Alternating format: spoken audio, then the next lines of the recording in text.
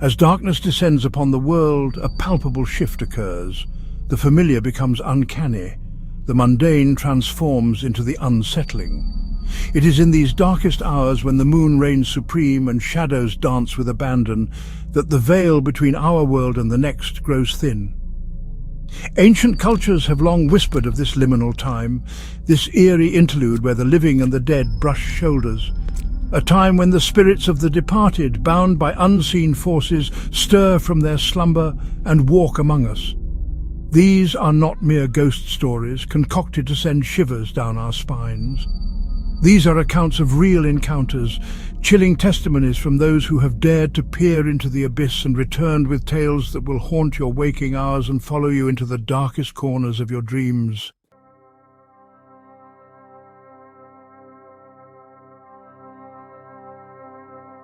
Nestled in the bustling heart of the city, Mercy General Hospital stands as a beacon of hope, a testament to our ongoing battle against disease and decay.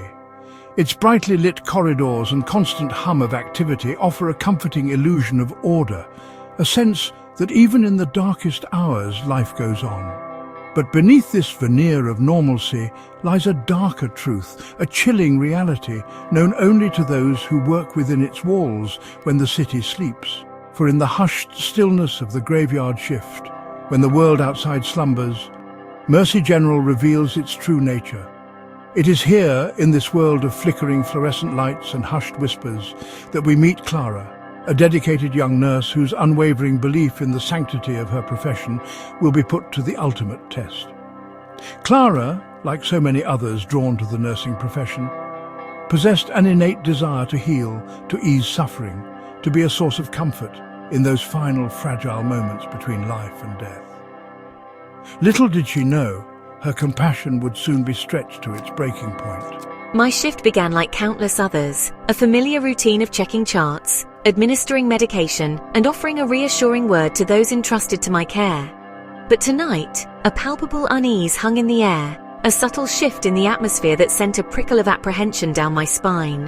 Her rounds brought her to room 333, a room imbued with an unspoken dread amongst the staff, a place where whispers lingered in the air like stale smoke.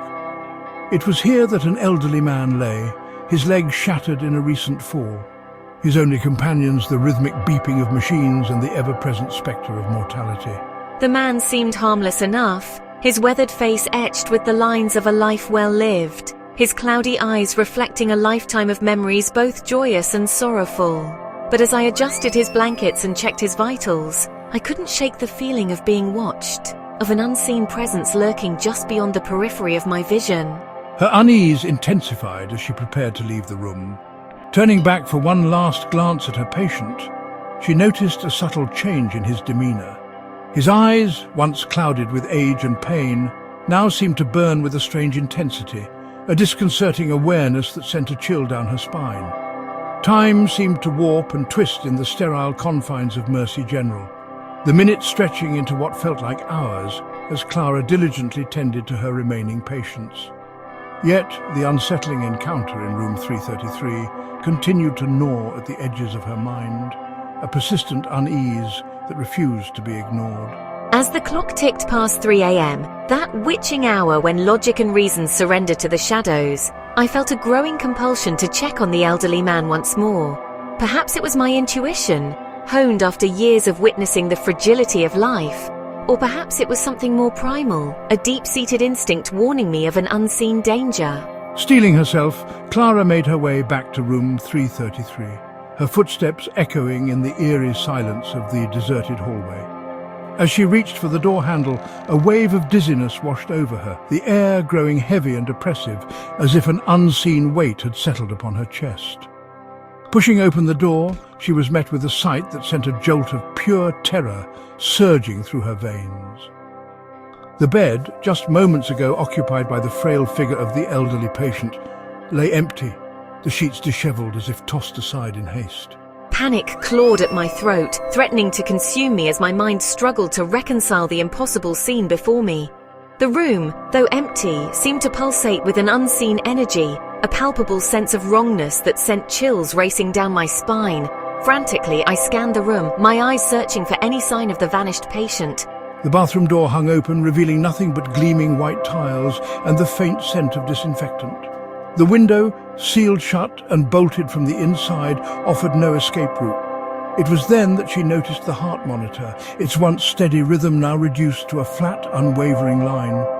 The chilling finality of the sound cut through the silence, each beep a hammer blow to her already frayed nerves. Confusion gave way to terror as a new sound reached my ears, a low, guttural wheezing emanating from the far corner of the room, obscured from view by the heavy shadows cast by the flickering fluorescent lights. Clara's breath caught in her throat, her body frozen in place by a primal fear she had never known. The wheezing grew louder, each rasping breath sending a fresh wave of terror crashing over her. She knew with a certainty that defied all logic that whatever lurked in that darkened corner was not human. Not anymore. Mustering every ounce of courage, I forced myself to turn, my eyes straining to pierce the oppressive gloom. And there, silhouetted against the pale wall, stood the elderly patient, his frail form seemingly imbued with an unnatural strength, his eyes burning with a malevolent intensity that sent a shiver down my spine. But it was his leg, his shattered leg that had confined him to the bed just moments before, that truly horrified her. It was no longer bent and broken, but twisted at an unnatural angle, the bone protruding through the skin at a grotesque angle. A scream rose in my throat, but before I could unleash it, the figure lunged, its speed inhuman, its eyes burning with a hunger that chilled me to the core. I stumbled back, my hand instinctively reaching for the elevator call button, my only thought escape. The elevator doors slid open with agonizing slowness, revealing a scene that would forever be seared into Clara's memory. It was not the sterile, brightly lit interior she expected, but a nightmarish replica of room 333, the air thick with the stench of decay, the walls pulsating with an unseen energy. And there, standing before me, was the elderly patient, his twisted grin a mockery of human expression, his eyes burning with an infernal light. He reached for me, his touch promising unimaginable pain and suffering. Clara stumbled back, slamming her hand against the door close button, her heart pounding against her ribs like a drum. The doors finally slid shut, the nightmare receding into darkness. Clara never returned to Mercy General. The trauma of that night left her shaken, her once unwavering belief in the order of the world shattered.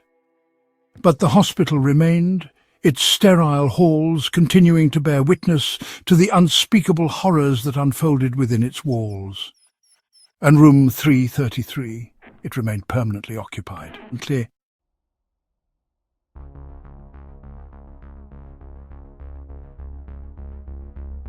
From the bustling energy of a city hospital, we journey now to the desolate silence of a forgotten monument to consumerism. Willowbrook Mall, once a thriving hub of commerce, now stood as a skeletal reminder of prosperity lost, its vast echoing corridors haunted by the ghosts of shoppers past. As the last vestiges of daylight faded, casting long, eerie shadows across the cracked asphalt of the parking lot, a lone figure could be seen making his rounds. This was Marcus, a security guard tasked with the unenviable job of guarding this decaying behemoth against the intrusions of vandals and the curious alike. My existence was a solitary one, my only companions the whirring security cameras and the occasional scurrying rodent, disturbed by my flashlight beam. The silence, broken only by the distant hum of traffic and the creaking of the aging structure, was often more unnerving than any sound. Marcus, a man of simple tastes and quiet demeanor, initially found a strange solace in the solitude of his nightly vigil. The mall, stripped bare of its daytime bustle, took on an almost ethereal quality. Its empty storefronts and deserted food court transformed into an eerie, post-apocalyptic landscape. But this eerie tranquility was not to last. As the weeks turned into months, Marcus began to notice a series of unsettling occurrences, subtle disturbances in the predictable rhythm of his nightly routine. It began with fleeting glimpses of movement caught on the edges of security camera feeds, shadows flitting between aisles, objects inexplicably knocked from shelves. At first I dismissed these incidents as tricks of the light, the product of an overactive imagination fueled by long hours spent in the company of ghosts. But as the incidents grew bolder, more frequent, a seed of doubt began to take root in my mind.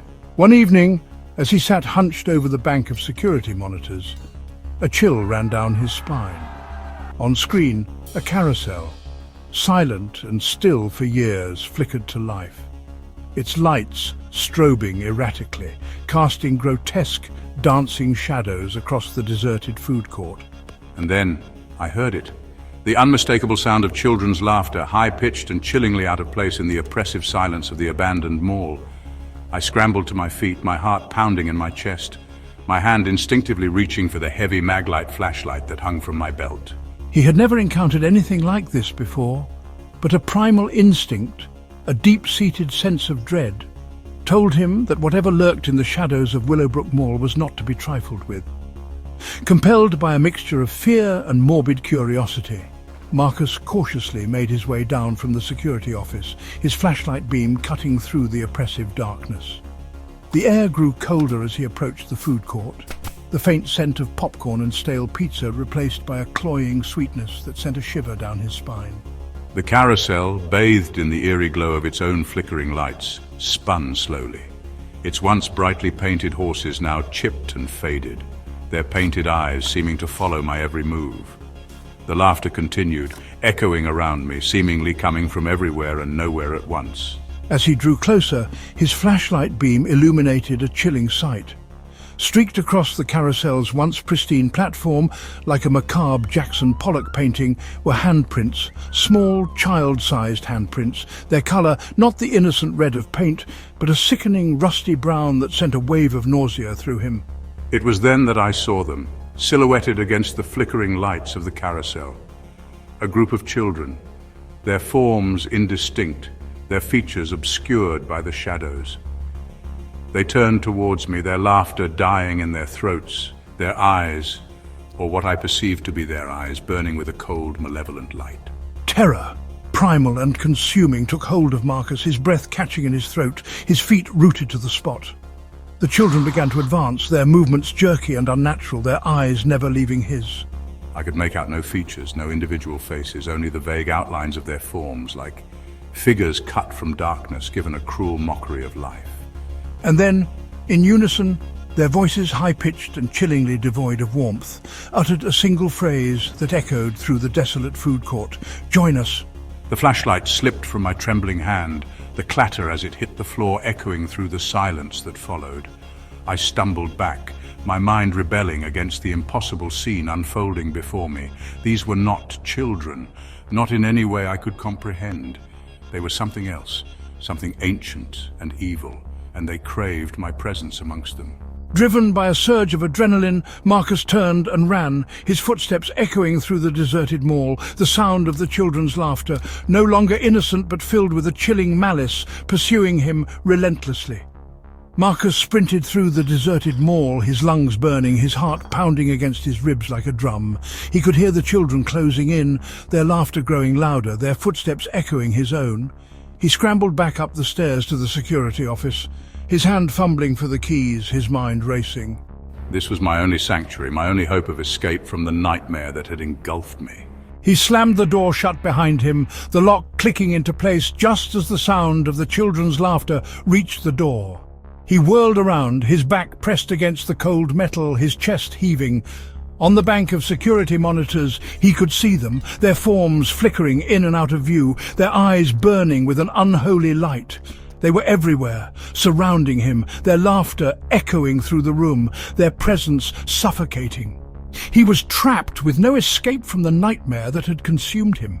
The next morning the sun rose over Willowbrook Mall, casting its golden rays across the deserted parking lot, but inside the shadows lingered, clinging to the corners, whispering of the horrors that had unfolded within its walls. The security office was empty, the door ajar, the only sign of Marcus's presence, the overturned chair and the shattered remains of a coffee mug. The security footage from that night was corrupted, the images distorted, the sound filled with static, except for a brief, chilling moment when the laughter of children could be heard, echoing through the empty corridors. Marcus was never seen again. Some whispered that he had simply snapped, driven mad by the isolation of his job. Others, however, spoke of the shadow children, of the ancient evil that lurked within the walls of Willowbrook Mall, preying on the lonely and the vulnerable. Willowbrook Mall was eventually demolished, its remains reduced to rubble, the land cleared for new development. But the stories persisted, whispered amongst the locals, a chilling reminder that some places hold on to their darkness, even in the face of progress. And on quiet nights, if you listen closely, you can still hear it, the faint echo of children's laughter carried on the wind, a chilling reminder of the fate that befell Marcus, the security guard who disappeared one night into the shadows of Willowbrook Mall.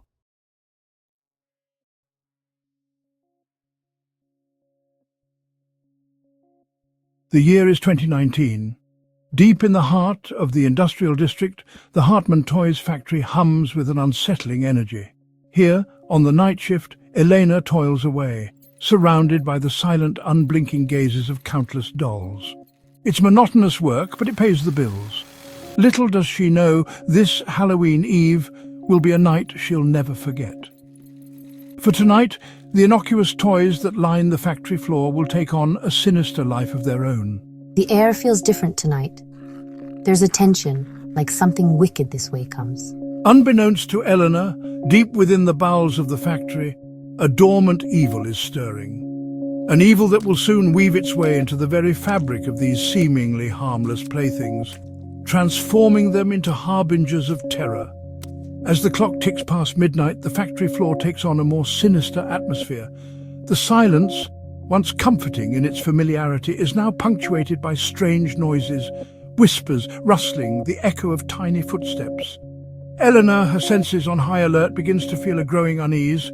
Suddenly, a blood-curdling scream pierces the air, jolting Eleanor to her core. What was that? Oh no, this can't be happening. Her eyes dart towards the source of the sound, her heart pounding in her chest. There on the conveyor belt, a doll's head spins a full 180 degrees, its plastic features contorted into a grotesque grin. Oh my god, this can't be real. "You're next," the doll rasps, its voice distorted and chillingly deep. Elena stumbles backward, her breath catching in her throat. Fear, primal and consuming, grips her as she realizes with growing horror that she is no longer alone. The doll's once inanimate objects are now very much alive. Eleanor, her mind reeling from the impossible sight before her, knows she must act quickly. Panic surges through her veins as she frantically searches for an escape, for any way to break free from this nightmare. Her eyes fall on the incinerator, its fiery maw a beacon of hope in the encroaching darkness.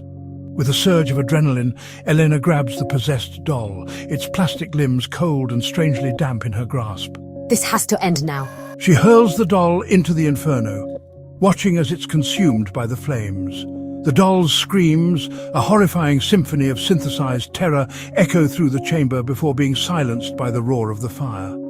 Elena, her chest heaving, allows herself a moment of relief. A flicker of hope that perhaps, just perhaps, it is over. The following night, Elena returns to her shift at the factory, her mind still haunted by the previous night's horrors. She tries to convince herself it was all a hallucination, a cruel trick of the mind. But deep down, a cold dread lingers in the pit of her stomach. As she walks the factory floor, her unease grows with every step. I have to keep it together. It was just a nightmare, right? The air is thick with a palpable sense of dread, as if the very walls themselves are watching her, waiting for her to let down her guard. And then she sees them. Hundreds, no thousands of dolls, their lifeless eyes staring blankly, cover every surface. They are everywhere, their plastic bodies forming a grotesque carpet that stretches as far as the eye can see. And then, in unison, they begin to speak. No, no, no. This can't be happening again. "Elena," they whisper, their voices a chorus of synthesized dread. "Elena, we're back." Overwhelmed by terror, Elena realizes the horrifying truth. The dolls are not just alive, they are multiplying, their ranks swelling with each passing moment. They advance on her, their tiny plastic limbs clicking against the concrete floor, their eyes glowing with an eerie internal light. In a desperate bid for freedom, she sets the factory ablaze, hoping to purge the nightmare in a cleansing fire. But as the flames engulf the building, she hears a sound that chills her to the bone. What is that? Laughter? Laughter. Not the innocent laughter of children, but a twisted, mocking sound that seems to emanate from the flames themselves. The fire, fueled by an unseen force, seems to laugh along with the dolls, its flames twisting and dancing as if alive. The Hartman Toys factory burned for days, a raging inferno that consumed everything in its path. When the smoke finally cleared, all that remained was a smouldering ruin, a testament to the horrors that had unfolded within its walls. Elena, forever scarred by her ordeal, disappeared into the night, her whereabouts unknown. Some whisper that she succumbed to the flames, her screams forever echoing within the charred remains of the factory. But others, those who live in the shadow of the Hartman Toys factory, claim that on quiet nights when the wind whispers through the ruins, you can still hear the faint sounds of children's laughter. And if you listen closely, you might just hear the dolls singing their eerie lullaby, a chilling reminder that some toys are best left untouched.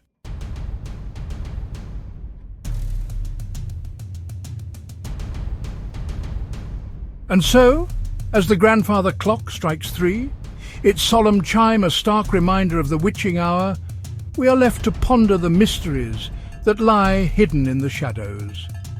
The dead of night, it seems, holds secrets no living soul should know. But be warned, dear viewer, for the veil between our world and the next is thin, especially in the darkness. So sleep tight and remember, if you hear your name whispered in the dead of night, don't answer. Subscribe or become the next story.